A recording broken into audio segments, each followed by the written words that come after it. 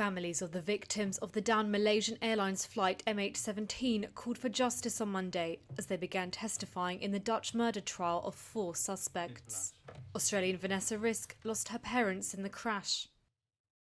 They were gone just like that.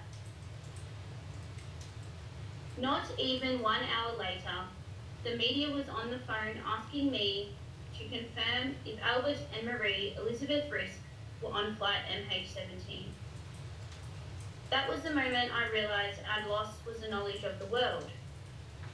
I remember thinking to myself, how do I even answer that?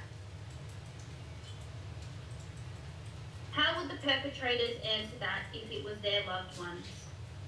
How would they feel if their life was caught up in a political nightmare that their country wasn't even involved in? How would Putin and his corrupt Russian government answer that? Risk is one of dozens of relatives who will be given an opportunity to speak or submit written statements over the coming 3 weeks. It is now time for a conviction. I plead to the court that the victims and their families now receive justice. To the perpetrators, 7 years ago, you broke up my family in the worst way imaginable.